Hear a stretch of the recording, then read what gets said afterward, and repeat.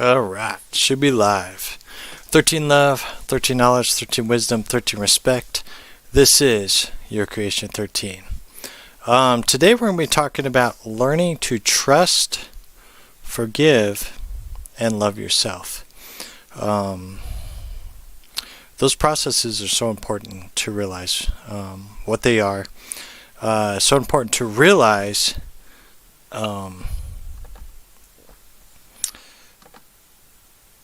how important you are, right? That you are an individual, that you are a soul that has free will to make choices, right? And you're also, with that free will to make choices,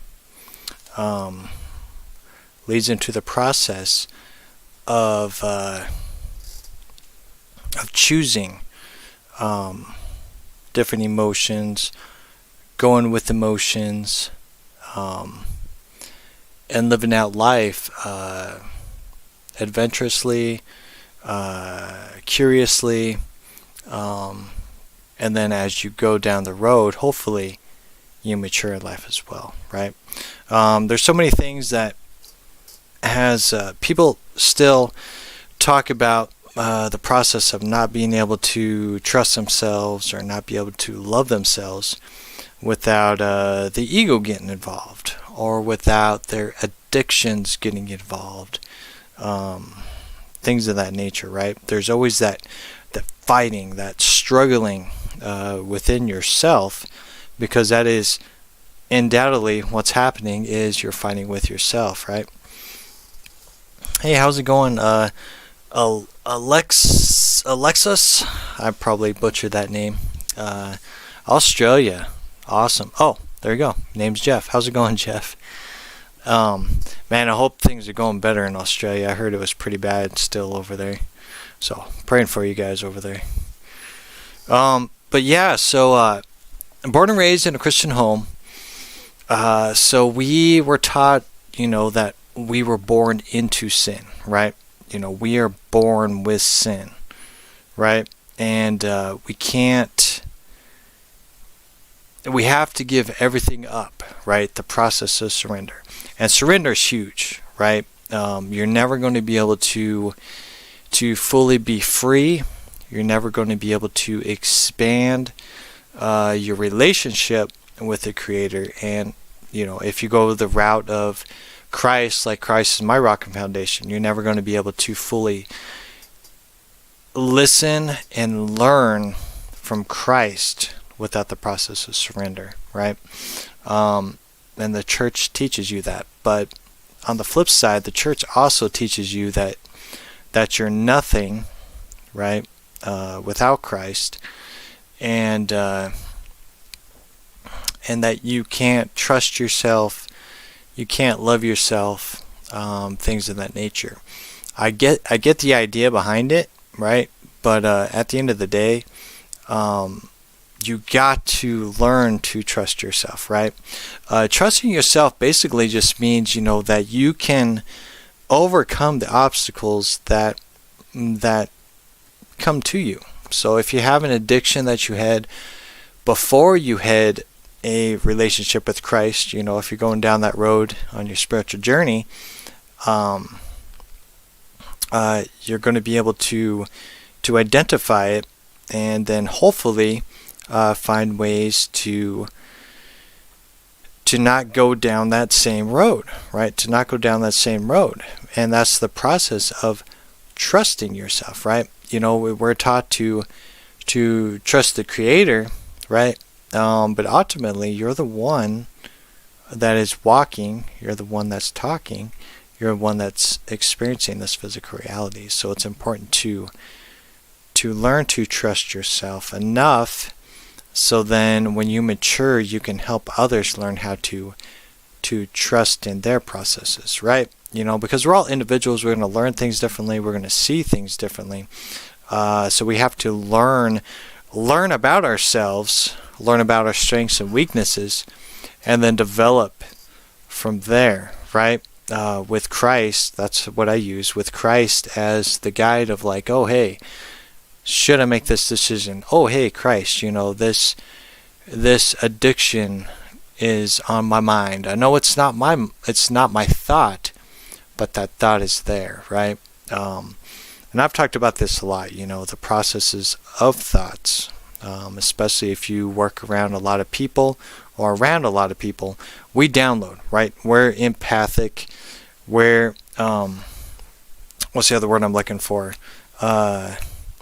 Telekinesis, right? We download information from people.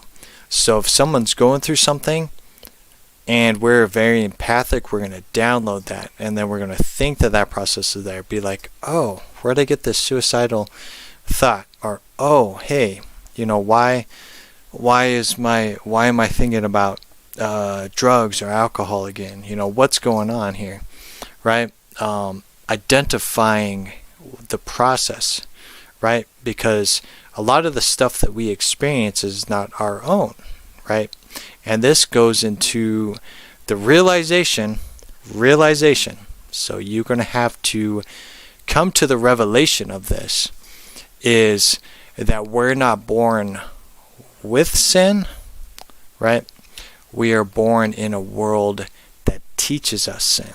Let me say that again. We are not born with sin.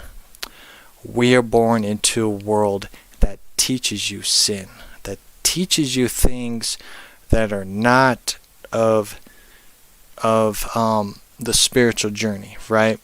There's things of this world, thoughts, imagination, that either is going to spiral you up or going to spiral you down, right? And you just use your body, right? Jacob's ladder, your body, as to where you are at in your life, right? You can test yourself on where you're at. Do you live in your heart space? That's learning to trust and love yourself. Do you live in your throat, right? The throat chakra. That would be do you speak truth or do you speak lies? Do you live up here in the crown? Do you live by instinct, knowledge and wisdom? Or do you live into the higher realms, right? The many heavens, the many doorways. Or if you go spiral down, do you live in your stomach where everything is processed, lots of chemicals and a lot of chaotic stuff like earthquakes and volcanoes within your stomach? Or do you live further down, right? Do you have lustful desires? Is that all you think about, is those kind of desires? So that's going to be the processes of spiraling up or spiraling down. Because if you live in the process of lustfulness, right, down in the sacral chakras, right, of course you're not going to be able to trust yourself, because you're living by instinct. You're living by the product that you were taught. The product that you were taught from TV, from ads, from magazines, from people you hang out with, right? Again, you were not born with sin. You were taught how to sin. You were taught how to sin. Blows your mind. Blows your mind. Blew my mind. Right? And you realize that. It gets deeper than that. It does. But I think keeping it simple, it's a good mindset to realize, right? Looking back, looking at where you are and looking into the past of what you've done, you will see that you were taught how to sin.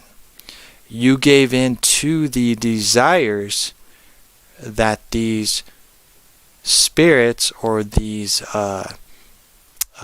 telepathic projections brought upon you, and you gave into it, and hopefully you learned from it, and then you evolved away from it, right?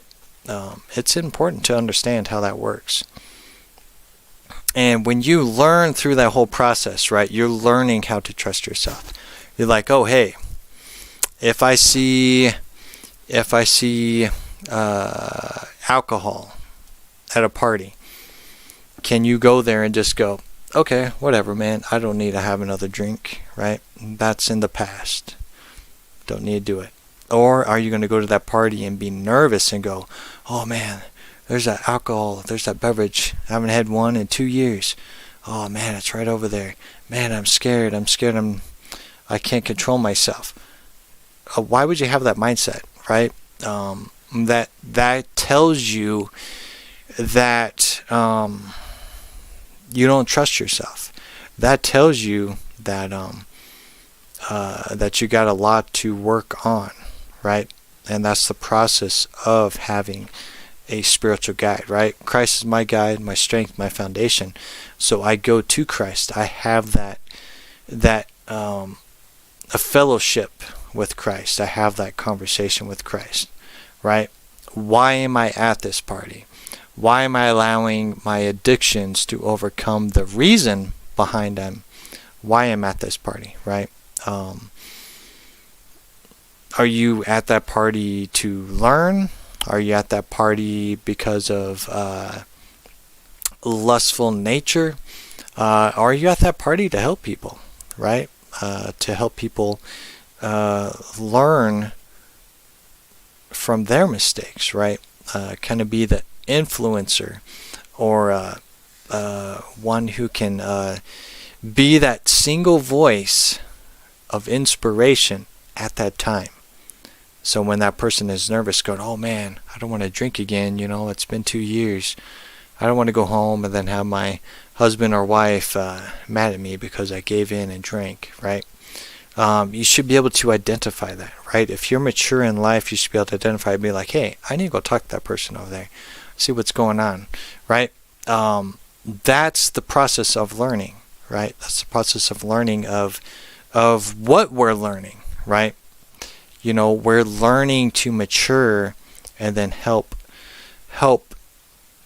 the next generation, right? Help my children, help teenagers, help young adults, and even people who are older, right? There's adults that I grew up with, they thought they were still teenagers, right? So the kids were all messed up because their parents could not grow up. Their parents continuously gave in, could never trust themselves, did not love themselves.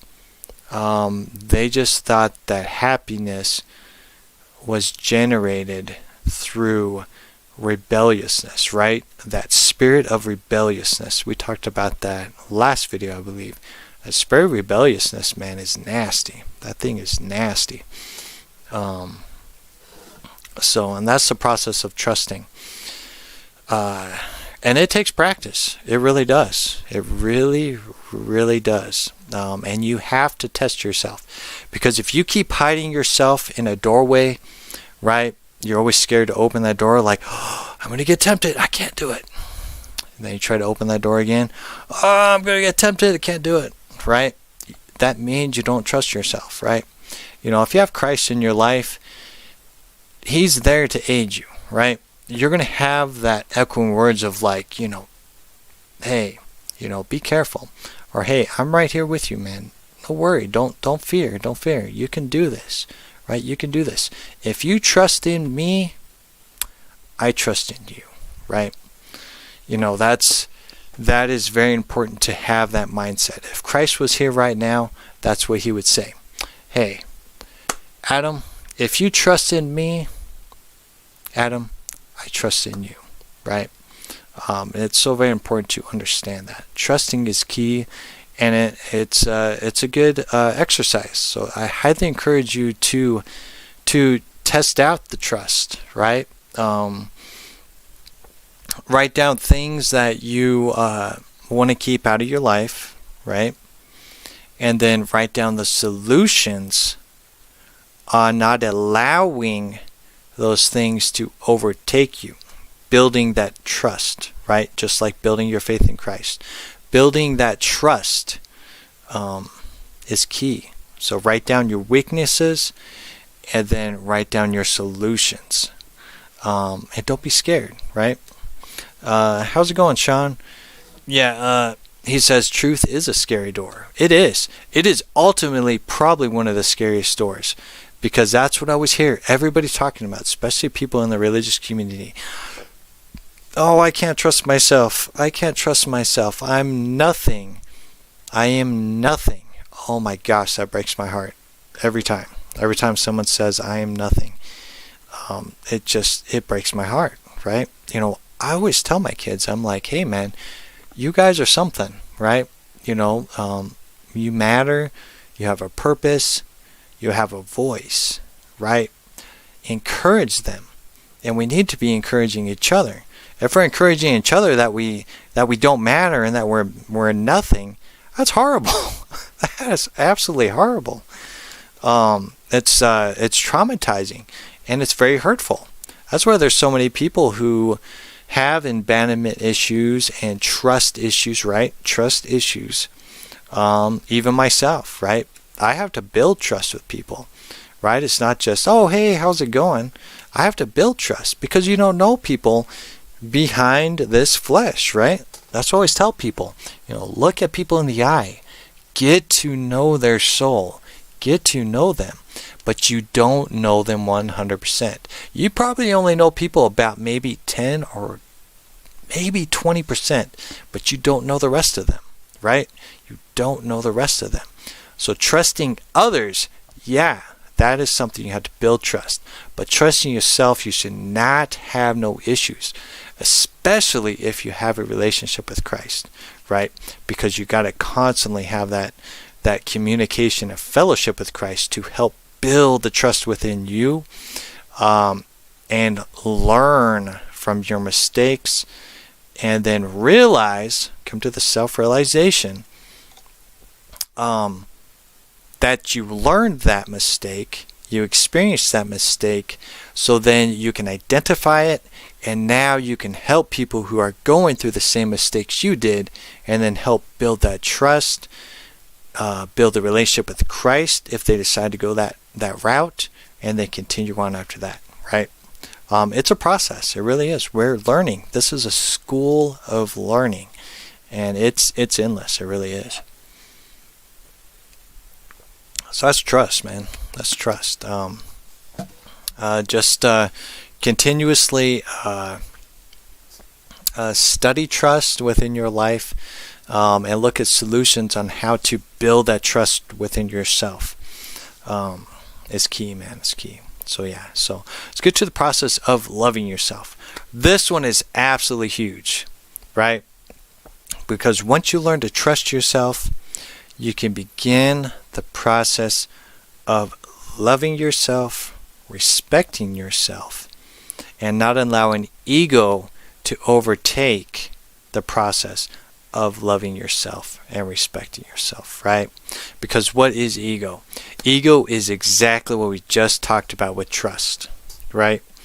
Ego is temptations.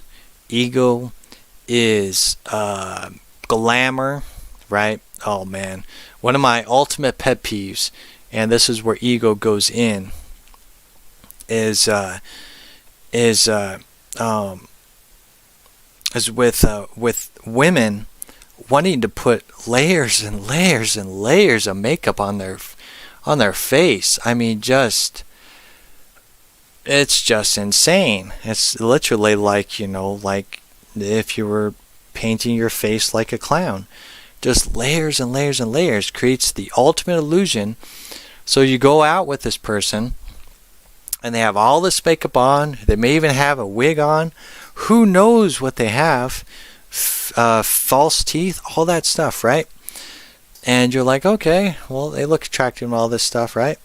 And then you see their true intent. So say you go out with them, and then they get relaxed, and then they got to go, they get into a relaxed state, and then they come out of the room, and then all of a sudden they took their wig off, they wiped off all their makeup, and you're like, oh my God, what the heck is that?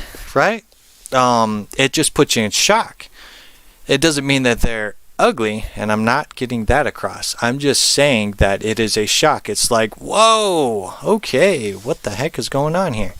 This is not the person that you were when we went on a date. And that's because that person does not love themselves. They gave into ego because they did not love and identify of who they are, who they truly are. They identify themselves as ugly. They identify themselves as no one's going to love them if they are who they are truly, and things of that nature. And that is the process of ego. That's how ego gets in the way. And that's with everything, right? You know, I'm a very open guy, right? You meet me, I'm probably one of the most honest guys that you're ever going to meet, man. And it's just being open, right? I mean, look at the stuff behind me, right? You know, this stuff I like to collect, right? This stuff has a lot of meaning and symbolisms, right? These belts up here, that's my childhood, man. I grew up on wrestling, still a wrestling fan. Dragon Ball Z, I learned a lot from Dragon Ball Z. I learned about meditation through Dragon Ball Z, shockingly. I learned about energy and synergy and all that stuff, as well as watching a very awesome show, right? So it's just being open, you know, being open and honest, right? You know, Christ is my rock and foundation. Talked about that since day one, when I made these videos. And it's just, it's important to be open. If you can't be open, then again, you can't trust yourself, and you're not loving yourself, right? You're not loving yourself for who you are.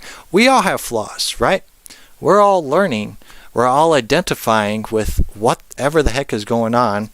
Like myself, you know, I'm still learning the mechanics of this world, this realm, right? This realm just astonishes me, right? You know, there's a lot of cool things. Like I said, you know, I like this stuff. Man, it's very creative. There's a lot of creative, awesome stuff that people have created, right? Video games and comic books. Man, I love video games and comics. Don't have a lot of time to play video games. I do read comics here and there still. But, you know, there's just such a wide range of imagination. But that imagination can be beautiful. And that imagination can get pretty ugly. Goes into ego, goes into lustfulness, and things of that nature, right? The process of duality. We live in duality, right? You know, the process of wrestling with yourself, right? You know, are you going to live in the lower realms of yourself, right? Or are you going to live in the higher realms, right? So where you learn to live in your heart space, right? Learn to love yourself, trust yourself, things of that nature. Right? It's so very important. And to steer away from ego, right? It's again, you have to learn what that means, what it means to love yourself, and what it means to identify with the real you, right? Do you even know the real you, right? It took me forever to identify the real me, right? My faith and foundation with Christ has been there since I was 4 or 5 years old, right? Before I even knew what it was. But I always identified Christ as my guide and guardian all the way through. I had my trials and tribulations, didn't know who I was. I know there was a purpose. I know there was a reason, and I knew there was something that's going to make it where I'm going to help people and be a part of some massive change, right? That's what Christ told me. I was going to be part of some massive change. Didn't know what that meant. Couldn't identify with it. And then life hit, right? Life hit. And it hit hard. I learned about the real world. I learned about the hardships of the real world. I learned that people don't love themselves. I learned that people lie. And they backstab you and all that stuff, man, right? I had to learn that stuff, and it blew my mind, right? I did not understand I did not understand how people could not have love. Then it hit me again when I began to see parents abusing their children, neglecting their children, parents or kids that had their parents divorced, or one of their parents passed away, or their brother passed away. Oh my God, there was just so many things, suicide, everything. Like, it just was like bam, bam, bam, where I'd just be going home crying, right? A 19-year-old guy, 20-year-old guy crying, and that I was living with my parents at the time, and I'm just like, Mom, what in the world is wrong with this world? What is going on here? Right? It just hit me hard. And basically, I was homeschooled, so I really missed out on the teenage years, right? Since I was homeschooled, I missed out on a lot of that stuff. So I didn't experience all that stuff until I was 19 and 20. So I learned about reality at a later age, but it hit me hard. It emotionally scarred me. And I was just like, man, these people need Christ. These people need to learn that there is love out there. But the world is cruel. It is, right? Because we're taught that. Again, we're not born with sin. We're born into a world that teaches us sin, right? That's so very important. So very important. So at the end of the day, what does loving yourself look like, right? What does loving yourself look like? Again, it's identifying what you like to do, but also identifying what you like to do. Does it benefit you, or does it bring you into a lower state of being, right? If anything lustful is a lower state. So that's not loving yourself. So right. So like say if I was addicted to this stuff, right? I was blowing all my money, and I was doing this nonstop, quit making videos, and all these things, right? That would be a lustful state of being, right? An addiction. That's not loving yourself. No. It's entertaining yourself, but it's not loving yourself. Loving yourself is identifying the real you, right? You know your flaws, you know your strengths, you know your weaknesses, you know your ins, you know your outs, you know every little piece of you, right? And you accept yourself for who you are, right? You're not putting 50 bajillion layers of makeup, right? In this day and age, it can be a guy or a girl that puts on 50 bajillion layers of makeup, right? And there's nothing, it's just, that's how they identify. But because they have so much layers of makeup and fake hair and fake eyelashes and all these things, that's not the real them. They don't love themselves, right? They're hiding themselves. It reminds me of with Adam and Eve, right? The story of Adam and Eve on how they ate the tree of knowledge and wisdom, which is huge. You got to have knowledge and wisdom. If you don't have knowledge and wisdom, then you're not going to know you're naked, right? You're not going to know you're naked. You will not be able to identify with anything, right? There's a twist to that. Listen. So if you are butt naked and you don't realize it, right? You don't have any knowledge or wisdom. You don't have anything. You're just being told to do this or do that, but you don't realize you're naked. You have no knowledge and wisdom. So when they ate from that tree of knowledge and wisdom, they realized they were naked. And it's secret symbolisms. What does that look like? What does that mean? Like, we think of, Adam and Eve were naked. No, it means that you have the knowledge and wisdom to identify your nakedness within yourself, within your heart, right? You identify the nakedness within you, your strengths, your ugliness, your weaknesses, whatever it is, you identify with it. then you learn to love those processes because they teach you on how to become a better version of you, right? And it can be a mess if you can't identify it, right? That's why people have such a hard time. They don't even know how to love themselves because they're still learning the processes of trusting themselves, right? Because they have not identified who they are. They have not identified what they like. They have not identified desires, which desires leads to lustfulness. So those desires, that test of desires is huge. The test of desires is huge, and it's something that you have to pass, right? Desires has nothing to do with trust, and desires has nothing to do with love and loving yourself. Desires are tests that are going to lay down the foundation of where you're going to live at within your body. Are you going to live in the lustful desires, which is the stomach and the sacral areas, or are you going to move up and live in your heart space,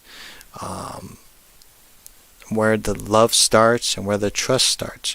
You choose that through desires, right? It's the judgment. You're testing yourself through desires. So many people are stuck in the desire mode, right? And this falls into religion, and this falls into a lot of different categories of desires, right? I don't think a lot of people talk about that, but it's learning and peeling away those layers like a snake, right? Or even like a caterpillar, right? A caterpillar wants to turn into a beautiful butterfly, but it has to go through stages. Desires is the ultimate test, right? Desires, and then once you pass that, then you go through the trusting, and then once you learn to trust yourself and identify yourself, then you can go into the ultimate goal of loving yourself. Once you pass those tests and learn to love yourself, all those things you learned are built and matures, right? You mature in life. It's all built so then you can teach children, teenagers, young adults, and even people that are older than you what you've learned. You've identified. And you don't keep all this stuff in you. You identify it so then you can help people. You can train people. You can teach people, right? That's what Christ taught me all the way, right? It just was a continuously learning process, right? Hey, how's it going, Kara? Hopefully I said that right. Breaking down the walls can be tough. Oh, man, it is. And hopefully I've been able to get that across. Breaking down the walls can be tough. It's a lifelong process. Yep, and it is. To undo all the lies that you were taught to identify by. Yep, again, that goes into the same thing. We're not born with sin. We are taught how to sin, right? We're taught how to sin. Because we're not taught to trust ourselves. We're not taught to love ourselves. We're not taught to play nice with each other, right? We're taught kindergarten, but that's it. That is it, right? I was not in public school, but I was around people who were.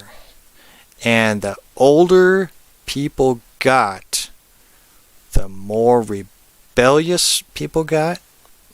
They lost trust as they got older, because, you know, as you get older, you begin to get into relationships, which is young in general to get in a relationship, but you're learning all of this stuff and you're not able to identify it because we're not taught this. In school, we should have been taught about spiritual development. We should have been taught about love. We should have been taught about the processes of knowledge and wisdom. We should have been taught the processes of the stars and how to identify with astrology. We should have been taught about why souls come here, right? Things like that, things that are important. We should have been taught how to take care of the land, and that we are the caretakers of this planet, right? There's so many things that we should have been taught, but we were taught stuff that kept us in that enslavement mode, right? That's all that school teaches you, is the product of enslavement, the product of what am I looking for? Materialistic realm, right? And the product of hiding your identity, right? Fitting in, hiding your identity, creating an identity to fit in, right? People create identities to fit in, but it's not really them. That's why people, like I said, that's why girls put so much makeup on to fit in, right? People use a vocabulary or use words to fit in, right? Man, there's just I could be talking for hours about all the things that people talk about nowadays. Blows my mind.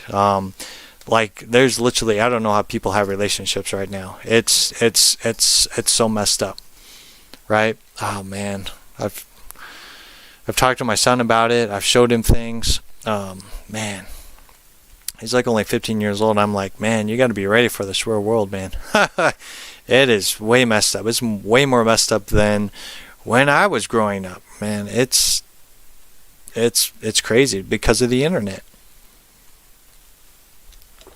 Because you can put on a persona, a mask, right? You can create a persona and a mask. Go on TikTok or go on YouTube, whatever it is.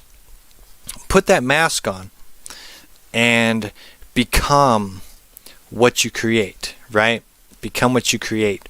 And then your audiences is going to identify with that persona and think that's the real person. And then when they're off camera, they're total opposite. They're a total opposite person, right?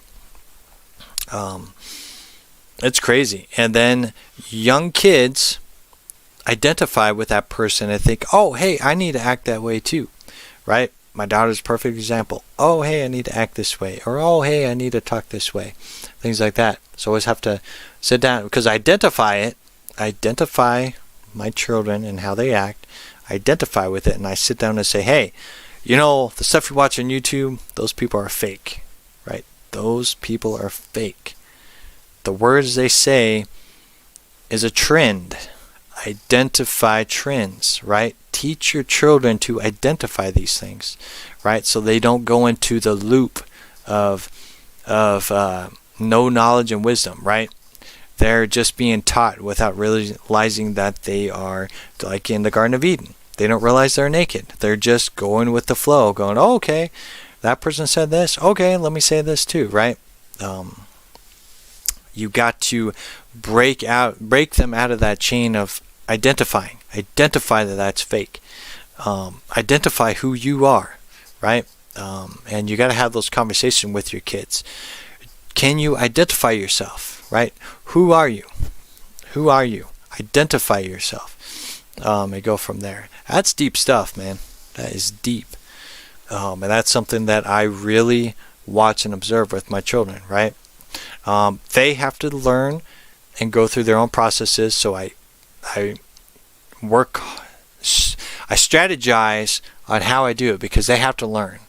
If they don't learn, they're never going to be taught. I can't hold their hand through everything. So I can give them words of wisdom, but they have to make the choices. And the older they get, the more they're going to go out to the world and begin to identify, right? It's scary as a parent. You don't really realize what your parents went through until you have kids, and then you're like, oh man, now I see why my mom was so overprotective and things like that, because it's scary, man. You're letting your child that you every year, right? 6 months old, a year old, 2 years old, every year you're watching your kid grow up. You're protecting them, right? Man, I was so scared when my son was born, man. I'm just like, oh my gosh, I got an infant here. So I was protecting him, and and just was like, oh my gosh, it was pretty scary, right? And then you just kind of get used to it. But you get into that parent mode, and you want to protect your children all the time, right? It's scary out there. So it's just identifying that with that. It's wild, man, right? It's wild. Let's see. Kara, I'm sure I'm saying that wrong. My daughter is 12 and is so caught up in it too. It's a circus out there and quite scary. Yeah, my daughter, she's 13. And yeah, it's crazy, man. They identify with this stuff. And if they're in public school, there's nothing you can do about it, right? Your child goes into public school talking to all walks of life, and your child is learning to identify with themselves and learning to identify with all these walks of life. And a child is going to want to fit in, so they're going to choose an identity to play in, but if you're a parent that is aware and seriously takes care of your children, you're going to be able to make sure you're protecting your children and being observant of your children. If there's different behaviors that they're going through, just watching over them and just making sure you are talking to your children, right? Identifying as a parent, right? Identifying that you are a parent. Again, that's what I talked about earlier, is that there was teenagers and kids and young adults that I was around, and their parents thought they were teenagers. They were 40-year-old, even 50-year-olds thought they were still teenagers. So it messed up their kids. So their children never were able to identify learning about knowledge and wisdom at the end of the day. So yeah, so I get real deep in that conversation too. So yeah, so at the end of the day, I got to get out of here. So hopefully this helps you in some way. Basically, what I talked about is stuff that I had to learn, right? I had to learn. That was one of the ultimate things that always bugged me, and still bugs me to this very day. Is that people identify that they can't trust themselves, right? And then you go into the religious element of things of like, I am nothing without Christ, right? I am nothing. And, you are something. You're beautiful. You are something. You do matter, right? You are not nothing, right? Someone taught you that you're nothing, but it was not Christ that taught you that you're nothing, right? It was people that taught you that you're nothing, but you are something. You're beautiful. You're special. You just have not identified. You have not identified who you are in Christ, right? That's huge. If your relationship is with Christ, identifying yourself with Christ and through Christ is key, right? And it's just identifying yourself, because Christ translates as the anointing, and the anointing goes into your spiritual journey, which goes in turn into your soul, which is the real you, and that's where you begin to identify, right? And that's deep. That's real deep right there. But yeah, you're identifying yourself through Christ, which makes sense. But you are not nothing. You are something. You're beautiful. You're special. You have to learn to trust yourself and be able to conquer any kind of addictions that you may have had, right? You got to be able to look at it and go, hey, I trust myself, right? If I'm struggling or fighting over it, okay, well, let me go and pray or meditate, talk with Christ. Let's try this again. Just like in a fight, right? You want to win the championship belt, right? Boxing or whatever it is, right? You have to train. Right? You see this big old guy, like in wrestling, it'd be like Brock Lesnar. right? You just see this big guy. You're like, man, I gotta train, right? So you want to look at that. You're scared. You're like, oh man, am I going to be able to fight this guy, right? Am I going to be able to win that belt, right? That's the process of trusting yourself, right? You're going to have to trust yourself that you can defeat that person and become the champion. You have to trust yourself, because if you don't trust yourself, then you're going to second guess yourself. And what's going to happen if you second guess yourself? You're like, okay, I'm dodging. All right. Should I hit him in the stomach? Oh no, I don't know. Should I hit him in the face? Oh, I don't know. So while you're thinking about that, you're wrestling with yourself. Bam! Brock Lesnar just hit you. You're knocked out, down for the count, and Brock Lesnar's still the champion because you didn't trust yourself, right? You didn't trust yourself. You're second guessing. So it's learning to trust yourself so you can win that championship belt. And then move on to the process of loving yourself and identifying what loving yourself means without it being ego driven as well. And I'm not going to explain that again because I already talked about it earlier. So yeah. So love yourself is key. Trusting yourself is the beginning into that process. So hopefully this helps. And I'll go ahead and say a little prayer and get out of here. All right. Thank you, Christ, for this knowledge and wisdom, for the processes that you have helped me through my life. And I thank you for allowing me to share the process with everybody else. I thank you so much for continuously opening your door and allowing your love and your peace to echo through the words that you've taught us, right? And for showing us and being able to help us identify with these challenging experiences that we all experience. Just like you said, be like, hey, Satan, get behind me. We're able to identify when our adversary or when Satan gets involved. We can identify it and be like, hey, Satan, get behind me, right? I thank you for helping us identify these things and for allowing your words to echo to our children, to our teenagers, to young adults, and even to our elders. I thank you so much for the sacrifice and for everything that you have laid down, that foundation, to help us through this. And I pray for anybody who has broken hearts or trust issues. I pray that you release them now, that you release, let go, and surrender any kind of hardships to the Creator and identify it. Just surrender and release. Surrender and release, and allow peace and love to enter into your being,